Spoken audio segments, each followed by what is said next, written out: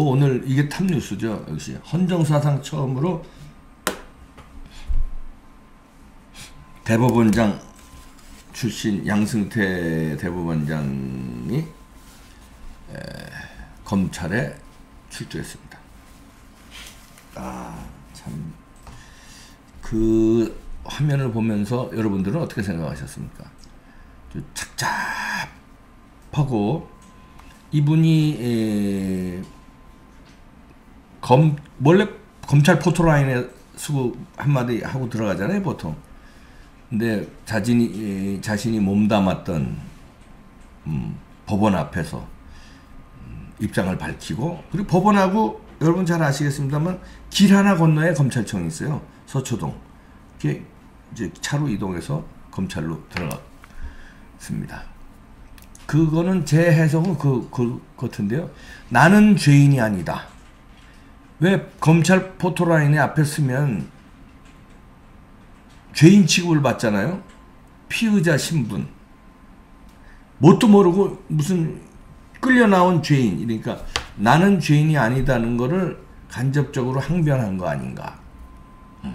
그런 생각이 듭니다. 그래서 법원 앞에서, 자기가 재직했던 법원 앞에서 성명을 얘기하고 들어갔는데, 모든 책임은 자기가 진다 이렇게 얘기를 하면서도 핵심은 그거거든요. 편견 없이 공정하게 소명되길 바란다. 편견 없이 공정하게 소명되길 바란다. 이 말은 저 완전히 공감하는데요. 지금 편견을 가지고 적폐청산을 하고 있다. 이렇게도 해석할 수 있습니다. 문정부 들어서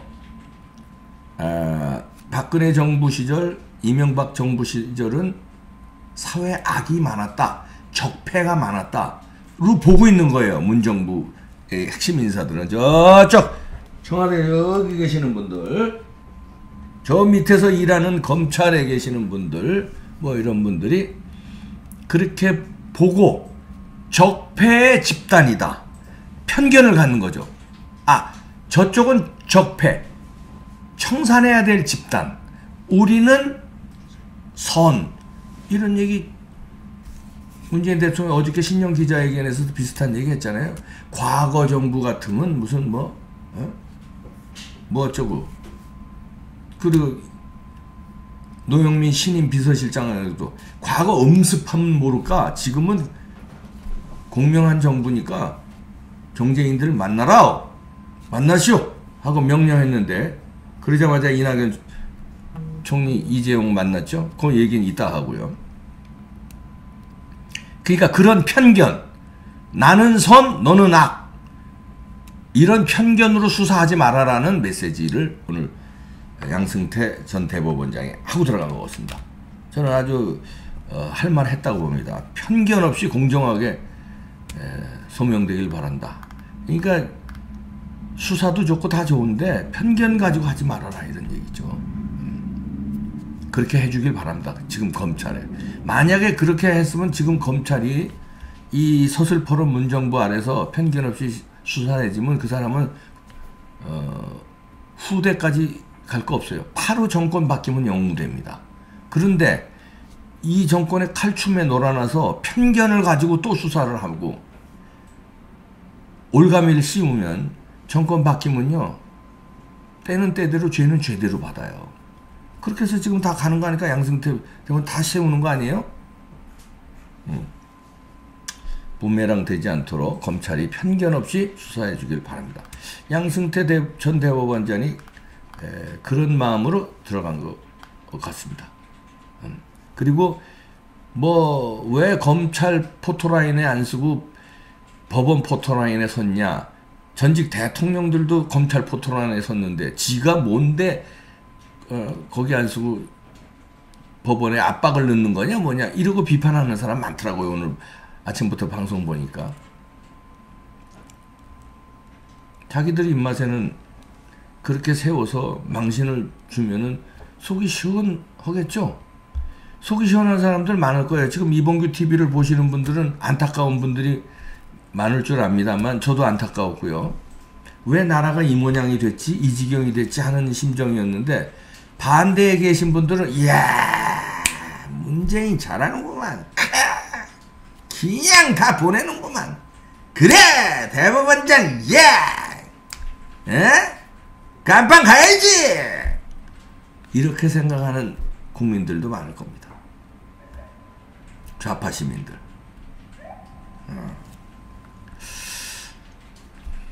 편견 없이 해주길 바라고. 제가 뭐 너무 무리한 바람이겠죠. 예, 편견 없다는 건. 편견을 이미 가지고 안경을 쓰고. 그런데 이제 수사가 이제 문제인데, 저는 조심스럽게 예측하면, 물론 이제 적폐청산이라는 그 미명하에 뒤집어 까서 뭐 50건인가 뭔가 조사한다는 거 아니에요? 뭐 별걸로 다 올감말라 그러겠죠. 근데 큰 스모킹건이 있겠느냐? 저는 그렇게 봅니다. 이거 스모킹건 없이 그냥 편견 가지고 그냥 막 올감매려면은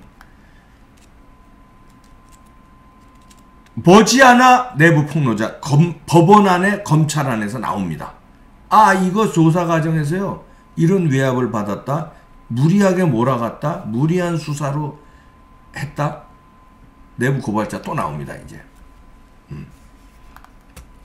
저는 양승태 전 대법원장을 헌정사상 처음으로 검찰에 부른 거는 최대의 악수를 이 정부가 한 거다.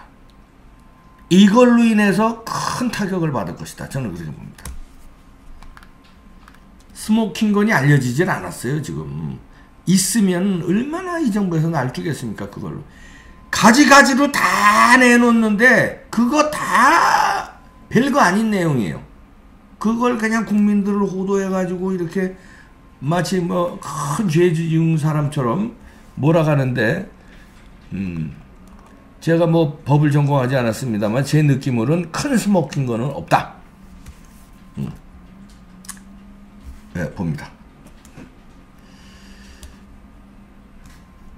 뭐 크게 이제 이 검찰에서 얘기하는 거는 그거 아니에요.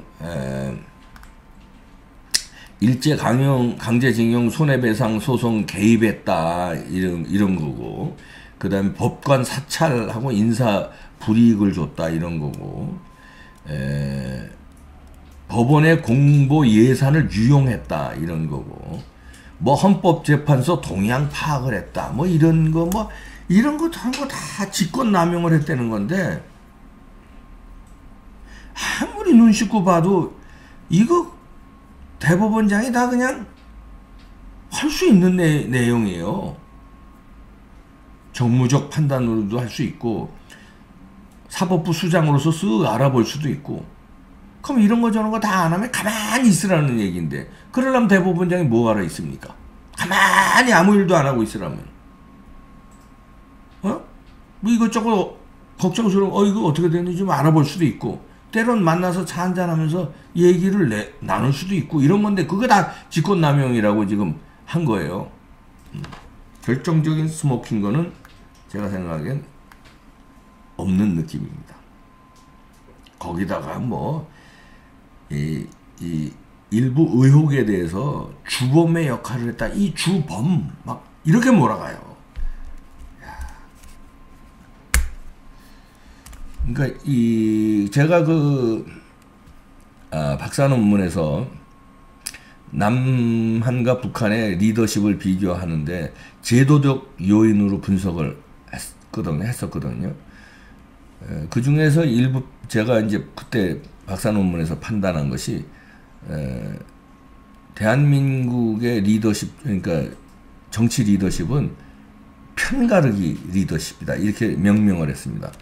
편을 갈라야 내 정치 리더십이 우뚝 선다. 그거는 근데 뭐 DJ도 그랬고 YS도 그랬고 누구나 그랬다. 우리 정치 제도가 그렇기 때문에 그럴 수밖에 없는 영향을 받았다. 제가 그렇게 분석을 했어요. 근데 그 중에서도 가장 심한 정부가 노무현 정부였다. 그리고 사례를 쭉 들었습니다. 그리고 이제 북한의 리더십과 이제 비교를 했는데, 편을 갈라야 유리한 점이 있죠. 그걸 이용하는 겁니다. 그건 이제 우파들도 많이 이용해요. 그 좋고 그름을 떠나서 내가 내 세력을 모으기 위해선 반대를 악으로 평가하고 적으로 평가하면 우군들이 단합이 됩니다. 전쟁하는 거하고 똑같은 거죠. 근데 어정쩡쩡하게 하면은 네 편 내 편이 없어서 내 확실한 집토끼 잡기가 어렵다는 거예요. 제도적으로 민주주의 제도라는 게 그렇게 됐어요. 그게 제가 학술적인 걸로 쭉 분석을 했습니다. 여기서 뭐 그거 다 설명드리기는 어렵고, 편가르기, 여기에 선수가 지금 특히 선수가 이 정부들이 아닌가 생각합니다. 노무현 정부를 능가하는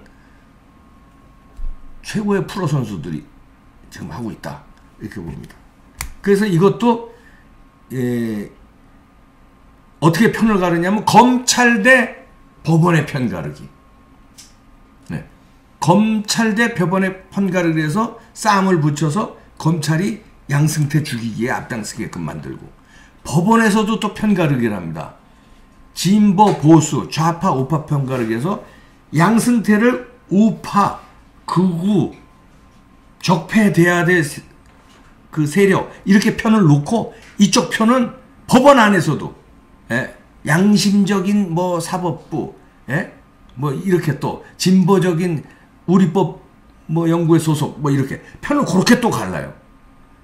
그래서 갈라치기라는 겁니다. 큰 원이 있잖아요. 반 뚝 쳐서 이렇게 갈라치고, 그 이쪽 편 양승태 편이 반이 있는데 거기서 또 갈라치기를 해요. 편 가르기를 해서 양승태를 이쪽으로 또 몰아요. 거기서 또 편 가르기라고. 이게 편 가르기 전법입니다. 거기에 선수들이에요. 그래서 그거를 간파한 양승태 전 대법원장이 편가르기 하지 말아라 하는 의미에서 법원 앞에서 편견 없이 편가르기 하지 말고 내 편, 네 편 하지 말고 편견 없이 공정하게 소명되길 바란다 하고 들어갔어요. 아주 적절한 자기 방어에 또는 자기 항변이라고 저는 평가했습니다. 이제 앞으로 어떻게 검찰 조사가 이루어지고 또 재판이 어떻게 이루어질지 우리 두 눈 똑바로 뜨고 지켜보시죠. 저도 계속 추이를 지켜볼 겁니다. 네. 여러분들은 여기에 대해서 어떻게 생각하시는지 돋보기를 보겠습니다. 네. 김갑수님 논리적합니다. 봉기영님, 이건 김갑수가 아니겠죠? 김갑수를 그냥 도용한 리니지님 옳소 그러셨는데, 김이쁜거님 재밌어요 박사님 그러셨고요. HD킴님, 종북 반역 세력들은 가짜 진보, 가짜 인권운동가, 가짜 민주화 인사입니다. 종북 반란 세력 척결해야 자유 대한민국 바로 섭니다. 맞습니다. 이렇게 해서 망한 나라들이 많아요. 제가 일일이 예를 안 들어도 우리가 지금 망하기 직전입니다. 뭐 망하겠냐고요? 아이고, 망한 나라들도요 몇 년 전까지 1, 2년 전까지도 몰랐어요. 그러고 그냥 망하는 거예요. 필리핀이 그랬고요, 아르헨티나가 그랬고요, 월남이 그냥 공산화됐고요, 나머지는 포퓰리즘에 의해서 국고가 바닥나고 박살이 났고요. 그 밖에도 뭐 수두룩해요. 아유, 뭐 시간 없어서 얘기 못합니다. 아유, 팬케이크님, 에휴, 그놈의 편가르기 조선인의 특기이자 버릇이지. 그럴 수도 있습니다. 우리 민족의 어떤 그 DNA 중에 하나, 여러 가지 DNA가 있잖아요. 획일주의. 뭐 요즘 보면요, 획일주의 나오니까 한 말씀 드리면, 아니 웬 그렇게 검은 패딩을 많이 입고 다니세요? 뭐 검은 패딩 유행이다 그러면 전부 검은 패딩. 입술을 누가 김희선이가 10% 둥둥하게 칠했다 그러면 전부 10% 둥둥하게 칠하고. 이 획일주의, 이게 또 획일주의가 편가르기에 또 응용이 돼요. 같은 거예요. 내 편, 네 편 하는데 획일적으로 쫙 몰아갑니다. 그게 우리 국민성의 DNA 중에 한가 있는가 봐요. 그럼 뭐 나나 너나 할 거 없이 그 어쩌겠습니까? 숙명이죠. 그렇지만 통치자는 그러면 안 되는 거 아닙니까? 온 국민의 대통령이 돼야 되고, 온 국민의 검찰이 돼야 되고, 온 국민의 대법원이 돼야 되는데 그걸 편갈라서 니네는 때려잡아야 되고 우리는 살아야 되고 이렇게 하면 안 되지 않습니까? 네. 그 얘기하는 겁니다, 저는. 네. 아이, 편가르기. 하여튼 오늘은 이 얘기를 좀 하고 들어간 것 같습니다. 아장짱, 이짱짱님, 김죄똥과 어깨동무 손예진 좌파 둘이, 손혜진인데? 손예진은 그 이쁜 탤런트인데, 그분이 되게 기분 나쁘시겠습니다. 좌파 둘이 광화문 세종로 데모하는 좌파 둘이 구속 탄핵 퇴진 파면에 하야 해임 처형 사형 선고 신청 완료. 와, 총까지 갖다 놓으셨습니다.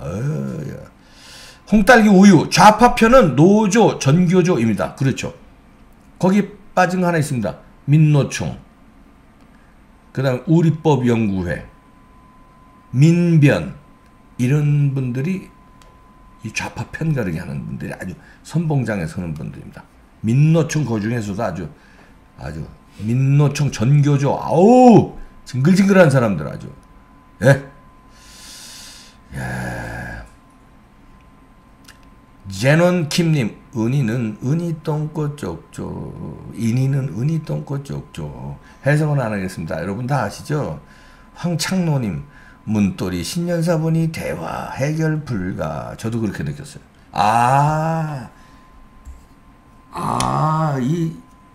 지금 대통령은 대화나 통계 수치 가지고는 안 되겠구나. 통계가 아무리 경제가 죽순다고 나와도 안 변하겠구나. 그걸 저도 어저께 느꼈는데, 이분도 느꼈군요. 아이고. 켈러 사우어님, 몽규님 유학시절 박정희 논문 쓰신 분. 강적들을 보셨군요. 한 과목에서 그렇죠. 예. 졸업 논문이 아니라 한 과목에서 그랬던 겁니다. 자.